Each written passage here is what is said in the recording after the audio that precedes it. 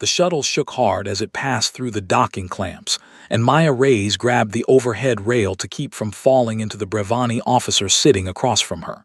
He gave her a look, the kind of look she had been getting since she left Earth. Not angry, not even rude, just confused, like someone had let a stray animal onto a passenger transport and nobody could figure out why. She smiled at him anyway. He looked away. Station Oreth 9 was not what she had expected. She had seen pictures during the briefing back on Earth, but pictures did not capture the scale of the place. The station was built inside a hollowed-out asteroid, and when Maya stepped off the shuttle and onto the main concourse, she had to stop and stare. The ceiling was so far above her that clouds had formed up there, actual clouds, drifting between the support beams like lost thoughts. The walls curved away on both sides, covered in lights and screens and moving walkways that carried aliens of every shape and color she could imagine. She was one of 12 humans in the first integrated class at the Galactic Union Military Academy. 15 years ago, humanity had made first contact.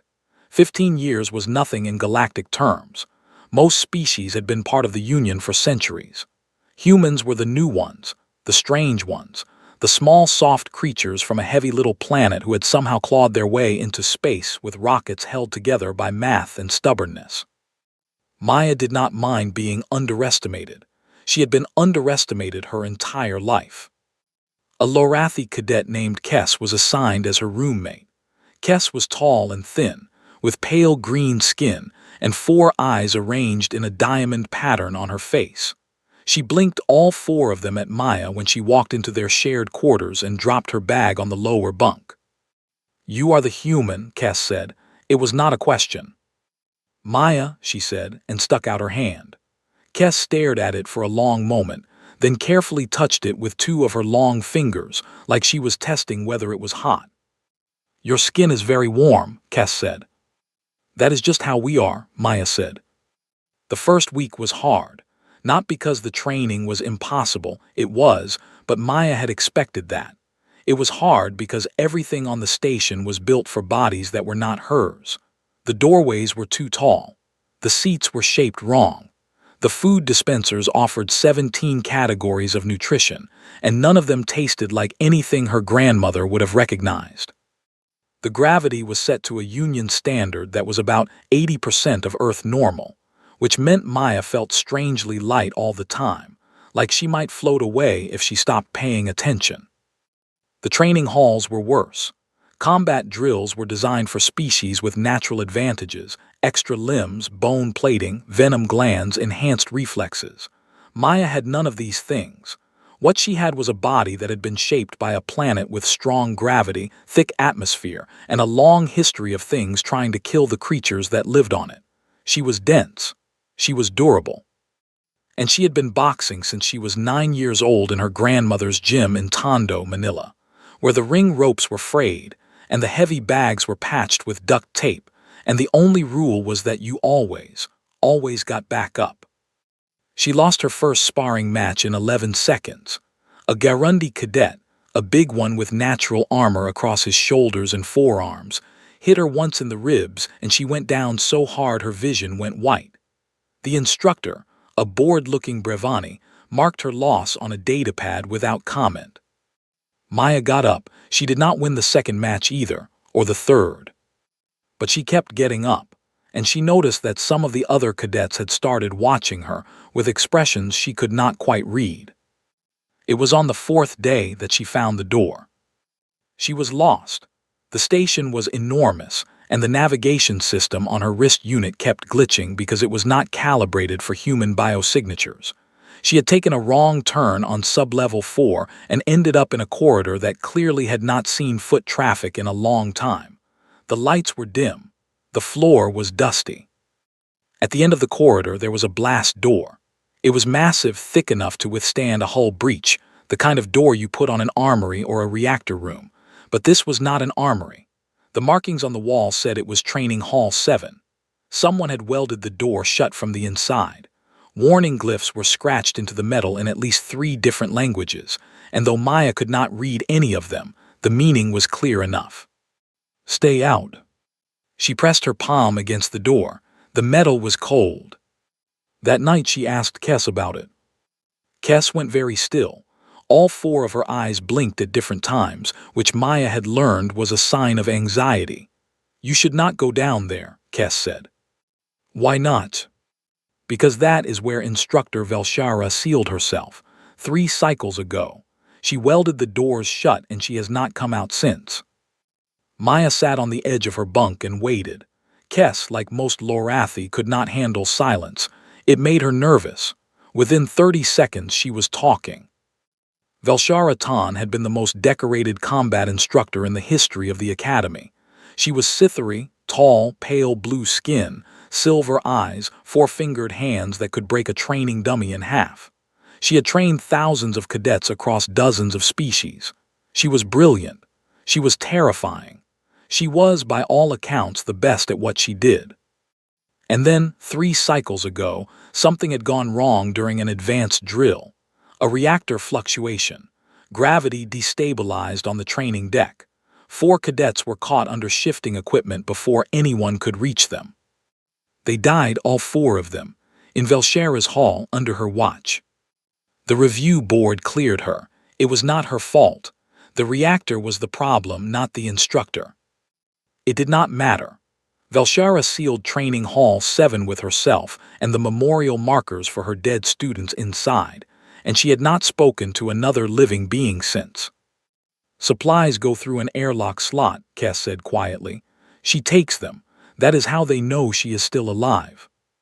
Maya said nothing for a long time. She lay back on her bunk and stared at the ceiling and thought about her grandmother's gym in Tondo. She thought about the old photographs on the wall there, fighters who had trained in that gym, some who had made it, some who had not. She thought about what her grandmother used to say when Maya wanted to quit. "The door is only locked if you agree that it is locked." The next evening, after training, Maya went back to Sub-Level 4. She walked down the dusty corridor. She stood in front of the blast door and pressed her palm against the cold metal again. She did not knock. She did not speak. She just stood there, one warm human hand against 10 centimeters of alloy and breathed.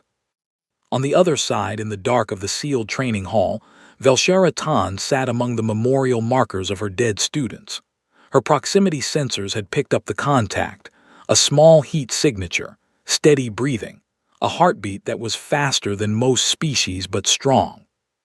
Her 4 fingers twitched against her knee. She said nothing. She had not spoken in 400 days. But she did not move away from the door either.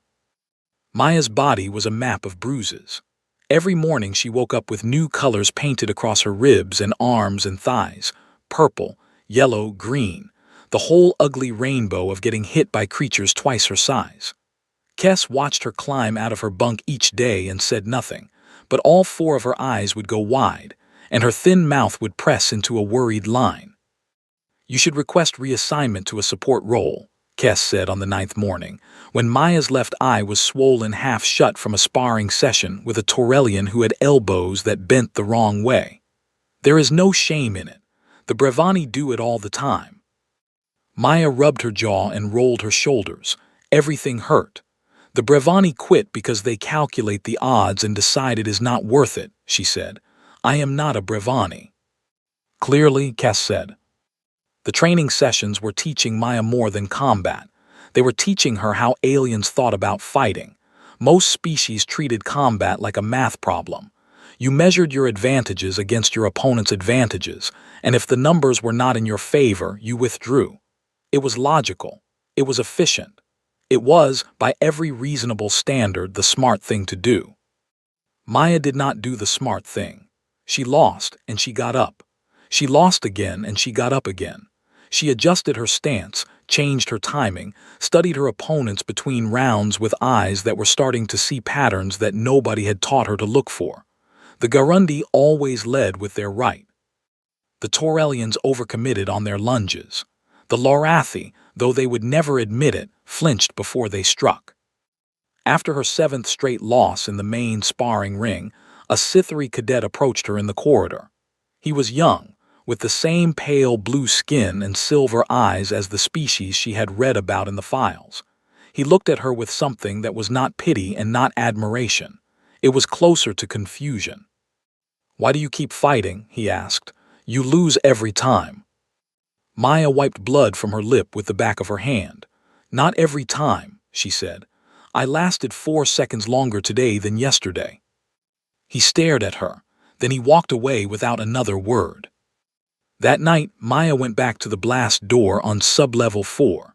She sat down on the dusty floor with her back against the cold metal, and she started talking. She did not talk about anything important.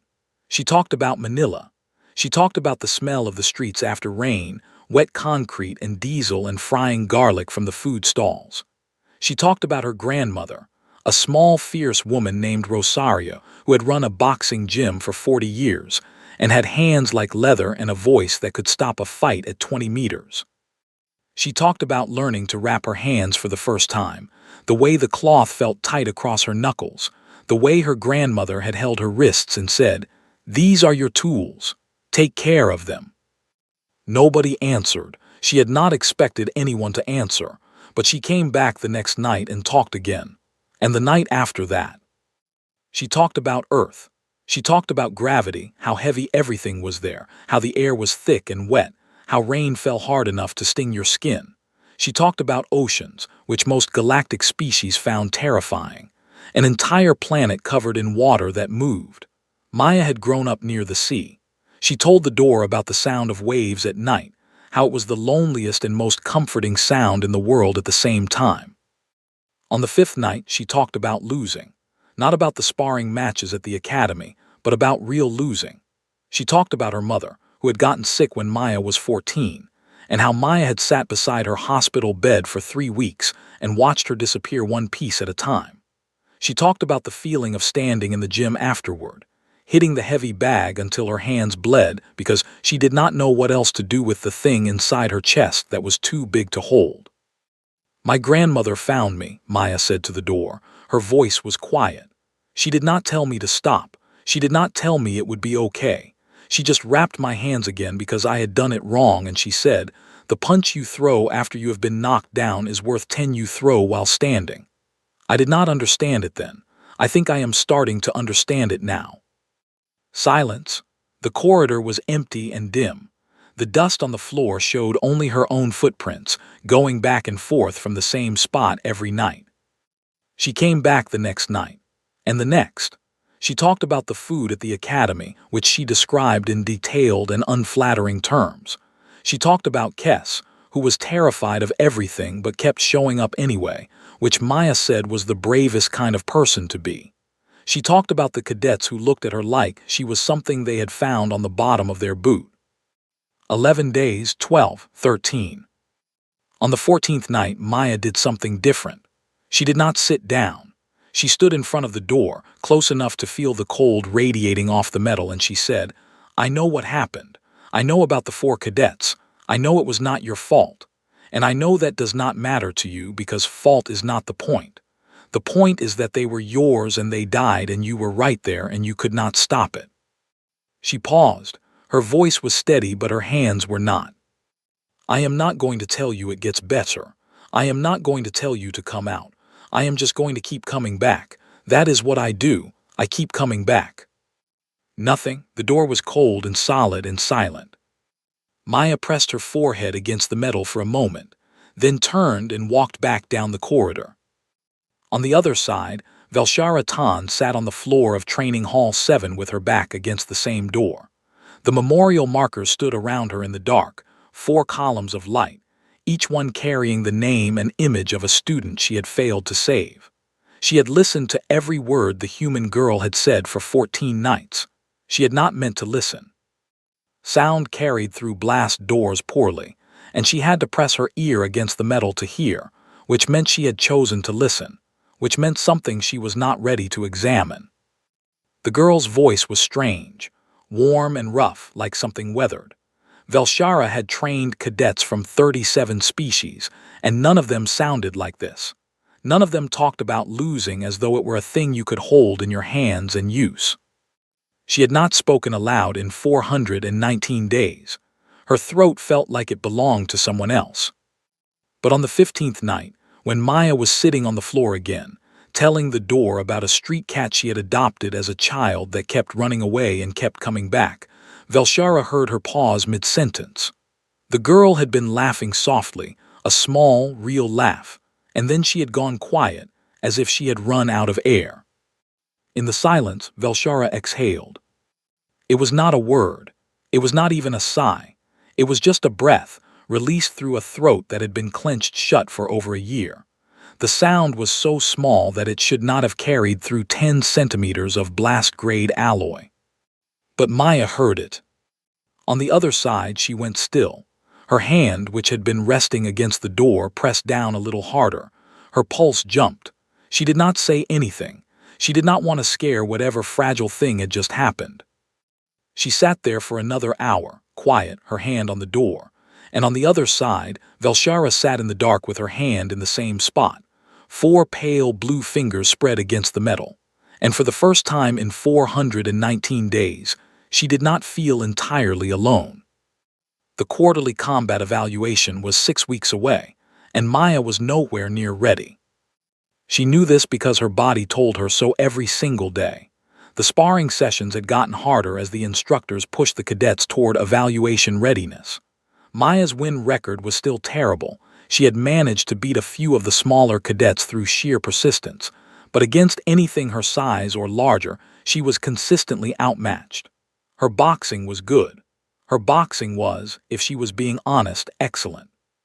But boxing was a human art built for human bodies fighting other human bodies, and she was not fighting humans anymore. The Garundi had bone plating.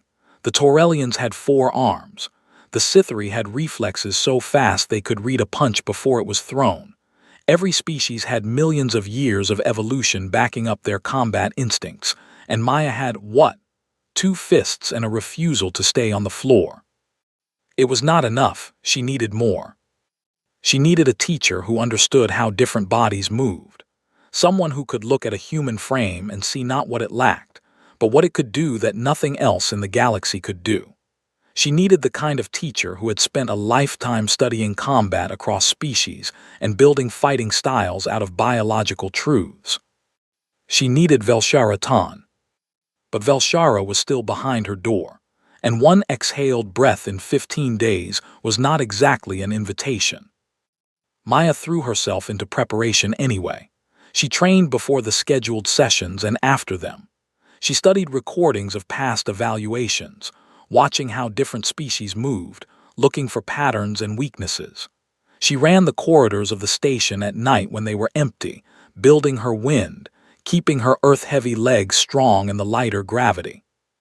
Kes watched all of this with increasing alarm.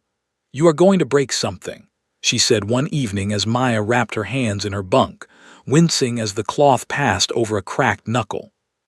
"Probably," Maya said. That was not meant to be encouraging. "I know."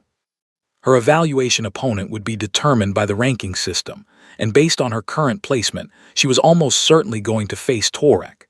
He was the biggest Garundi in the class, nearly 2 meters tall, broad as a cargo container, with bone plating so thick across his forearms that hitting him there was like punching a wall. He had not lost a single match all term. He was fast for his size, smart and disciplined. Maya had watched him fight 11 times. She had memorized the way he shifted his weight, the way he favored his left side on the second exchange, the way he dropped his guard by 2 centimeters after landing a heavy blow because he expected his opponents to be done. Most of them were. But knowing his patterns and being able to do anything about them were very different problems. She needed to be faster than she was. She needed angles she did not have. She needed someone to look at her body and her skills and build a bridge between what she was and what she needed to become. She kept visiting the door. She had stopped telling stories. Instead, she talked about training. She described her matches in detail, what she had tried, what had failed, what she thought she could see but could not reach. She talked about Torek and the way he moved. She talked about the gap between human fighting and galactic fighting, the way the Academy's combat doctrine had no place for a creature like her. "I can see it," she said one night, sitting on the floor, her voice raw from exhaustion. I can see what I need to do, I just cannot get there alone. No response. She had not expected one. The single breath from night 15 had not been repeated. 3 days before the evaluation schedule was posted, Maya had a particularly bad training session. A Taurelian cadet caught her with 2 of his 4 arms and threw her into the wall so hard that her vision went dark for a full second. She hit the floor, tasted blood, and lay there staring at the ceiling while the instructor marked another loss. She got up. She always got up. But this time when she got up, something in her chest felt different, not broken, compressed, like a spring that had been pushed as far down as it would go. That night she did not go to the blast door to sit. She did not go to talk. She went to fight. The corridor on sublevel 4 was empty and dim as always. The dust on the floor showed her footprints from dozens of visits, a trail worn into a path. Maya stood in the middle of the corridor, about 3 meters from the blast door, and she started moving. She threw jabs, left, right. She worked her footwork, sliding across the dusty floor, pivoting on the balls of her feet the way her grandmother had taught her when she was 10 years old. She threw combinations, jab, cross, hook, uppercut. She moved forward and back, slipping imaginary punches, rolling under counters that were not there. Her breathing was loud in the empty corridor. Her fists cut the air with small, sharp sounds. She was not performing. She was not showing off. She was fighting the only fight she knew how to fight, the one against herself, against the gap between where she was and where she needed to be. Every punch was a question she did not have the answer to. Every pivot was a search for something just out of reach. Sweat ran down her face. Her split brow from that morning's session had opened again, and a thin line of blood traced down her temple. She did not stop. She threw a left jab, then a right cross, then she planted her back foot and pivoted for a left hook. The blast door opened. Not all the way. 18 inches. Just enough for a body to fit through sideways. The sound of the locks disengaging was enormous in the quiet corridor, a deep metallic groan that echoed off the walls, and Maya froze mid-pivot with her left arm still chambered for the hook. A face appeared in the gap, pale blue skin, silver eyes that caught the dim corridor light and reflected it back like mirrors. A tall, angular face marked with lines of exhaustion and grief and something else, something sharp and alert that did not match the rest. 4-fingered hands gripped the edge of the door, and the knuckles were white. Velshara Tant looked at Maya Reyes. Maya looked back. She was breathing hard. Blood was trickling into her left eye. Her fists were still raised, one forward and one back, frozen in the middle of a combination that had no opponent. The silence stretched out. Maya could hear her own heartbeat in her ears. Then Velshara spoke. Her voice was rough, scraped raw from disuse, barely louder than a whisper. But her silver eyes were locked on Maya's form with an intensity that had nothing to do with grief and everything to do with what she had been before she locked herself away. Your elbow is dropping on the cross. 5 words. The first 5 words she had spoken in over a year. And they were not a greeting, not a question, not an acknowledgement of the 15 nights Maya had spent talking to a locked door. They were a correction. A technical, precise, automatic correction from an instructor who saw a flaw in a student's form and could not keep herself from fixing it. Maya stared at her. Blood dripped off her chin onto the floor. The door did not open further, but it did not close either. Velshara's silver eyes stayed fixed on Maya's right arm, on the elbow that was dropping 2 centimeters too low on the cross, and her expression was the expression of someone who was trying very hard not to care and failing completely. Maya lowered her fist slowly. She wiped the blood from her eye. She felt something enormous and fragile balancing in the space between them, something that would shatter if she said the wrong thing or moved too fast. She took a breath, then she lifted her guard again, set her feet, and threw the cross. This time she kept her elbow up. Velshara watched. Her silver eyes tracked the movement with the precision of someone who had analyzed tens of thousands of bodies in motion across dozens of species. Her fingers tightened on the edge of the door. Better, she said. The word sounded like it hurt coming out. Again. Maya threw it again, and again, and again. The door stayed open 18 inches. The corridor was cold and dim and dusty. A human girl with blood on her face threw punches in the half-dark, while a ghost with blue skin and silver eyes watched through a crack in the wall and, one correction at a time, began to remember what she was. After an hour, Maya stopped. Her arms were shaking. Her lungs burned. She looked at the gap in the door, at the pale face still watching from the shadows of the sealed training hall. "Same time tomorrow," Maya said. A long pause, then from the dark, "Earlier, your stamina needs work." Maya grinned. It was the best thing anyone had said to her since she left Earth. It started with corrections through the gap. Velshara would watch Maya's shadowbox in the corridor and call out adjustments in that raw, unused voice, short sentences, never more than a few words at a time. "Lift your shoulder. Turn your hip. You are telegraphing the uppercut." Maya absorbed every word like dry ground taking in rain. She adjusted instantly, without complaint, without hesitation, and Velshara noticed this. Most species needed time to process a correction. Lorathi had to think about it. Brevani had to calculate it. Garundi had to feel it in their bones before their muscles would change. But humans, or at least this human, heard a thing and did it. Not perfectly. Not the first time.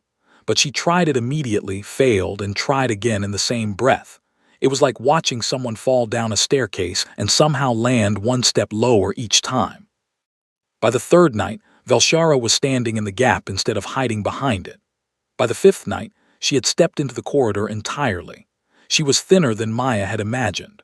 3 cycles of isolation and minimal eating had carved her body down to angles and tension. Her pale blue skin had a grayish tint that was not healthy. But her eyes, those silver, luminous eyes, were alive in a way the rest of her was not. When she watched Maya move, something switched on behind them, something old and powerful and hungry. On the 7th night, Velshara said, "This corridor is too small. You need room to move." Maya looked at her and said nothing. She understood what was being offered, and she understood what it cost. Velshara turned and walked back through the 18-inch gap. Maya heard sounds from inside, metal groaning, locks releasing, the hiss of systems coming online for the first time in 3 years. Then the blast door began to open. Not 18 inches, all the way. The massive slab of alloy slid into the wall with a sound like a long exhale, and the lights inside Training Hall 7 flickered on one by one. The hall was exactly as it had been. The training mats were still on the floor, faded and dusty.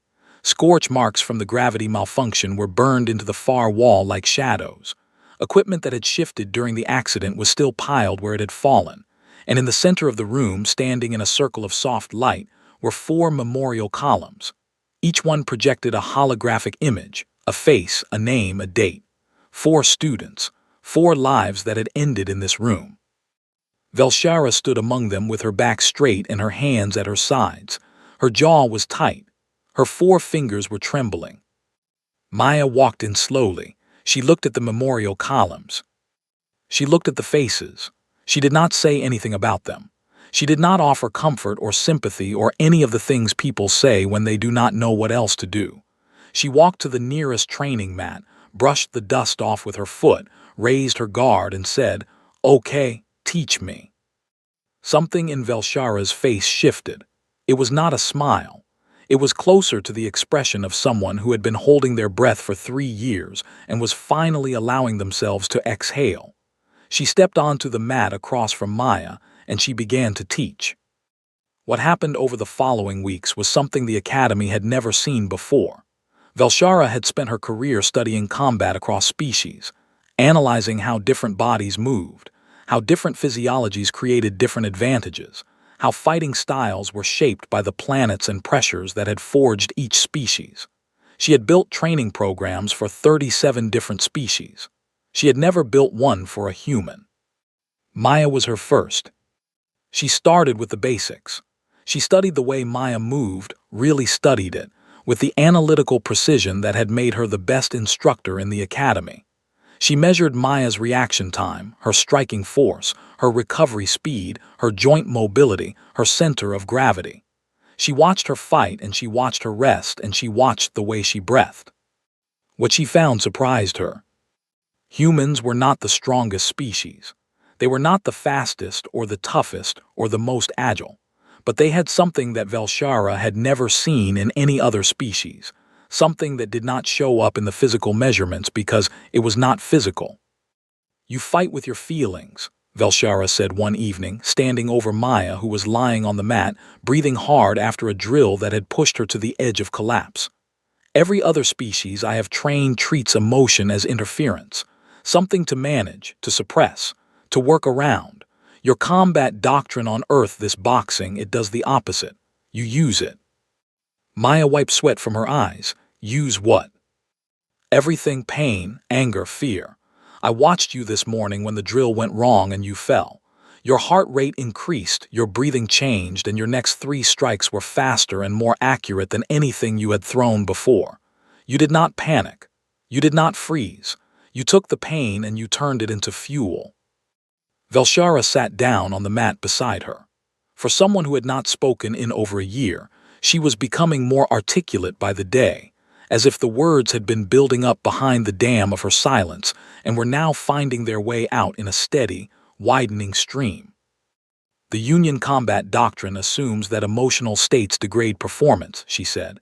"Every training program in this academy is built on that assumption. Lorathi are trained to suppress fear. Garundi are trained to suppress rage. Brevani are trained to suppress everything. But humans—" She stopped. She looked at Maya with an expression that was close to wonder. "Humans are the only species I have ever seen that performs better when they feel more. Not worse. Better." Maya propped herself up on her elbows. "My grandmother used to say that a punch you throw while crying hits just as hard as one you throw while smiling. Harder, sometimes." Your grandmother was a combat theorist. She was a 62-year-old woman who ran a boxing gym and could still knock out anyone who was rude to her. Velshara almost smiled. Almost. The muscles in her face tried to do something they had not done in 3 years, and they did not quite get there, but the attempt was visible. She built Maya a fighting style.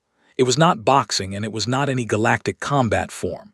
It was something new, a hybrid that used Maya's compact frame, her earth-heavy bones, her low center of gravity, and most importantly, her ability to turn emotional intensity into physical performance. Velshara called it nothing. She did not believe in numbing things that were still growing. The style was built around a simple truth. Maya was smaller and weaker than almost everything she would face. She could not match a Garundi's strength or a Taurelian's reach or a Cytheree's reflexes. But she could take a hit that would stop most species dead, and she could come back from it faster and harder, because her body and her mind were built to treat damage as information rather than as a reason to stop. They trained every day. Velshara pushed her relentlessly, and Maya took everything she gave and asked for more. The hall that had been a tomb began to fill with the sounds of effort, the slap of feet on mats, the sharp exhale of thrown punches, the thud of a body hitting the floor, and the immediate rustle of that body getting back up. Word spread through the station slowly and then all at once.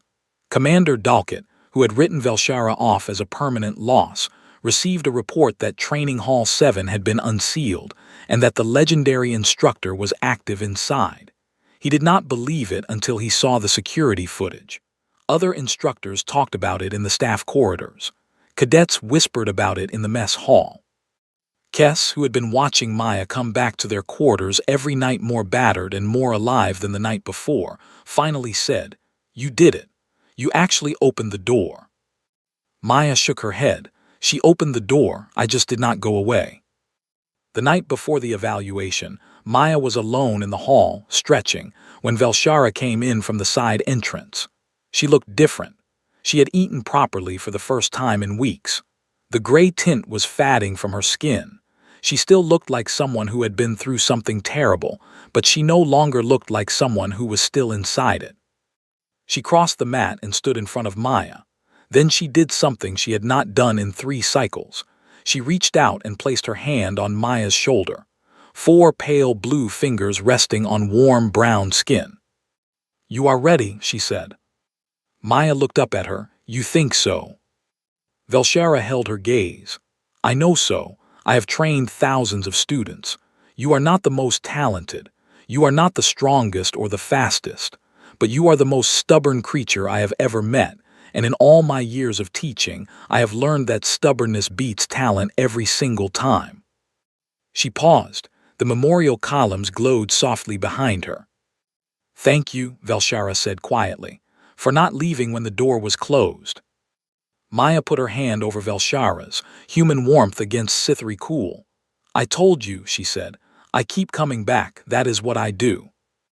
The Combat Evaluation Hall on Level 2 was the largest open space on Station Oreth 9. It had seating for over 1,000 tiered galleries rising on 3 sides around a central fighting platform that floated on gravity dampeners, so it could be adjusted for any species. On evaluation day, every seat was full. Cadets filled the lower rows in their training uniforms, Lorathi in pale green clusters, Garundi taking up 2 seats each, Brevani sitting perfectly straight with datapads on their laps already running probability calculations. Instructors lined the upper gallery. A delegation from Union Central Command occupied the observation box at the top, their presence a reminder that this was not just a school exercise. Performance here determined placement. Placement determined careers. Careers determined lives. Kess had saved a seat near the front. She was sitting very still with all 4 of her eyes fixed on the fighting platform, and she had not blinked in approximately 2 minutes. Beside her was an empty seat that she had defended against 3 different cadets who tried to take it. That seat is taken, she had said each time, in a voice that she hoped sounded firm and not terrified. It was taken, but the person it was taken for had not appeared yet.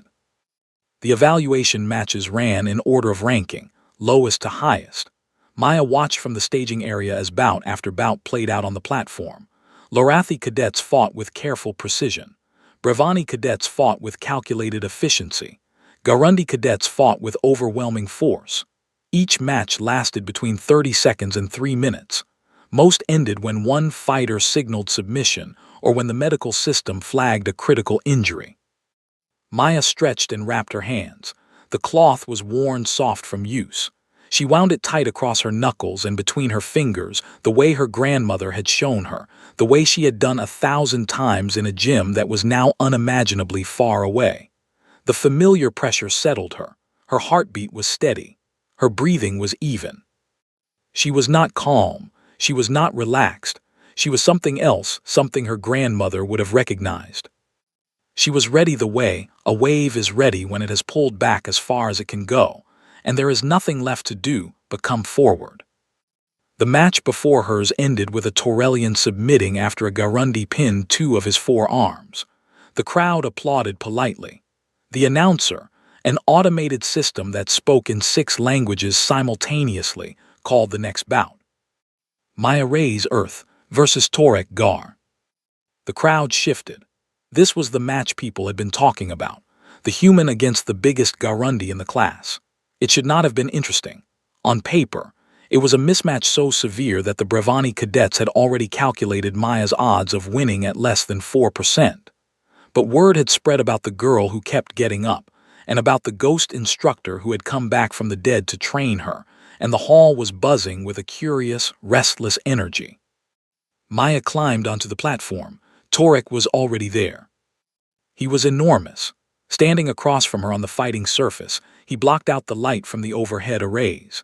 His bone plating caught the glow and reflected it in pale ridges across his forearms and shoulders. He was nearly twice her mass and a full head taller. His eyes were small and dark and serious. He did not look cruel. He looked like what he was, a disciplined fighter who had never lost and did not intend to start. Maya set her feet. She raised her guard. She looked up at the galleries.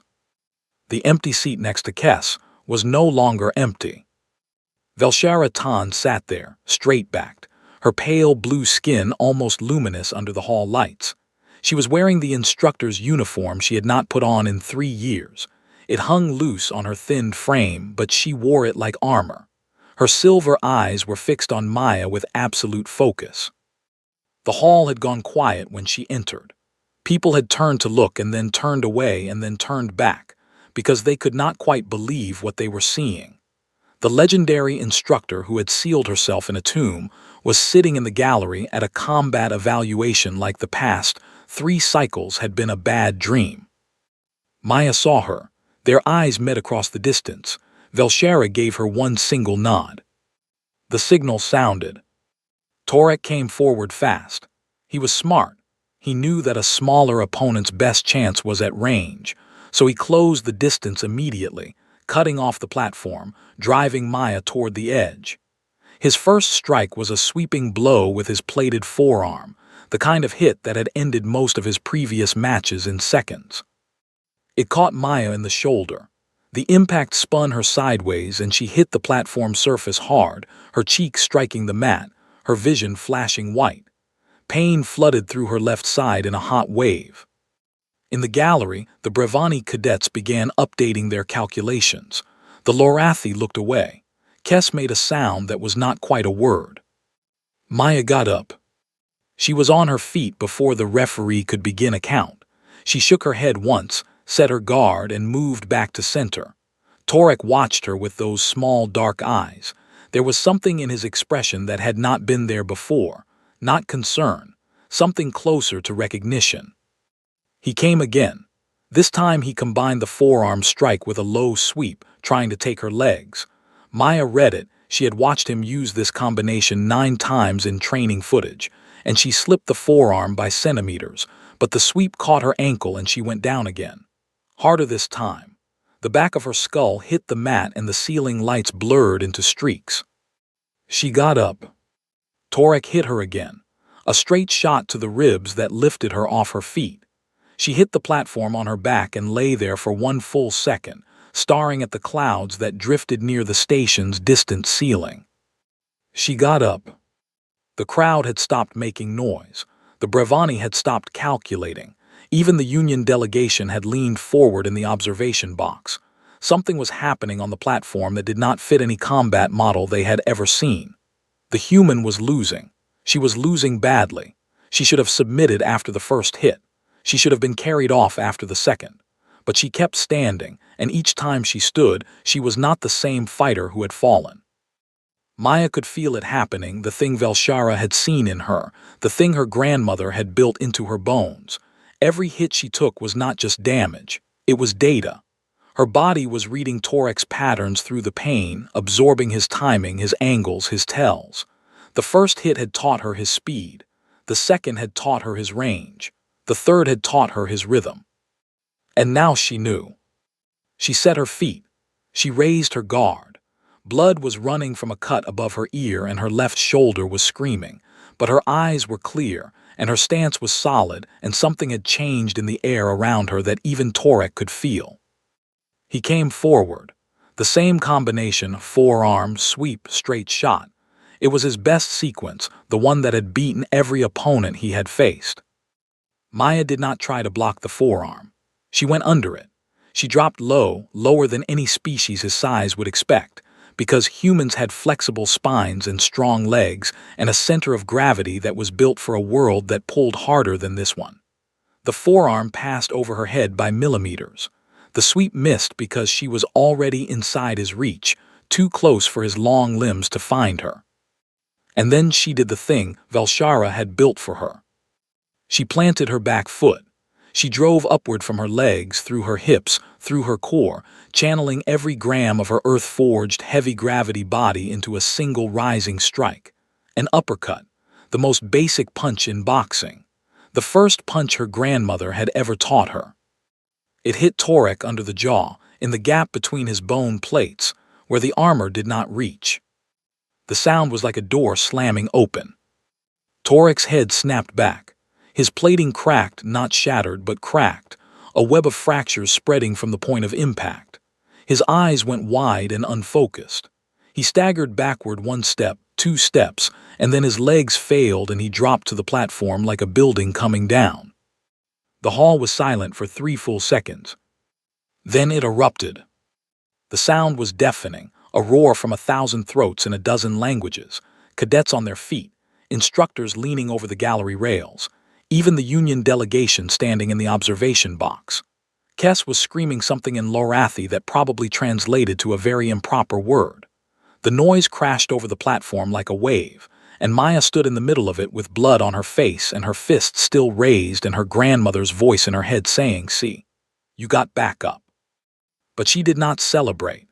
She lowered her guard and walked across the platform to where Torek was being helped to his feet by the medical team.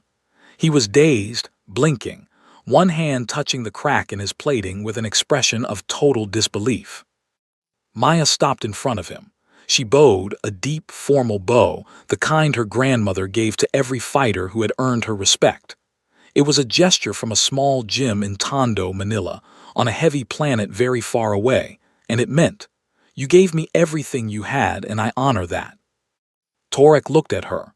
He did not understand the gesture, but he understood what was behind it because some things do not need translation. He straightened up, touched his cracked plating, and inclined his massive head toward her. In the gallery, Velshara Tan was crying. The tears ran down her pale blue cheeks and dripped off her jaw, and she did not wipe them away. She was not crying because her student had won, though there was pride in it, enormous, aching pride. She was crying because she had remembered. The training hall was not a place where people died.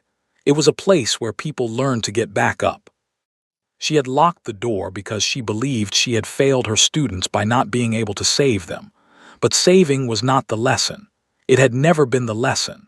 The lesson was the one Maya threw with every punch. That falling is not the end of anything. That the floor is just a place you visit on the way back to your feet.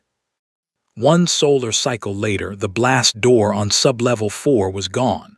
Not locked, not sealed, physically removed. Commander Dalkit had offered to have it reinstalled, and Velshara had told him in very precise terms what he could do with it. Training Hall 7 was alive again. The mats had been cleaned. The scorch marks remained, Velshara had insisted on that. Scars were not things to hide. The memorial columns still stood in their circle of light in the center of the room, 4 faces glowing softly, and cadets walked past them every day and understood that this was a place where real things had happened and where real things continued to happen. Velshara moved through the hall with purpose. She corrected stances and adjusted grips and called out flaws in a voice that had grown stronger every day. She was not who she had been before. That person was gone, and she did not try to bring her back. She was someone new, someone who had been broken and had chosen, with the help of a stubborn girl from Earth, to get back up. In the far corner of the hall, Maya was teaching Kess how to throw a jab. Kess was terrible at it. She had too many elbows and not enough conviction, and her 4 eyes kept closing at different times. But she was trying, and she was not quitting, and Maya was patient with her in the same way her grandmother had been patient, firm hands, warm voice, no nonsense. Fist tight, elbow up, do not close your eyes, any of them.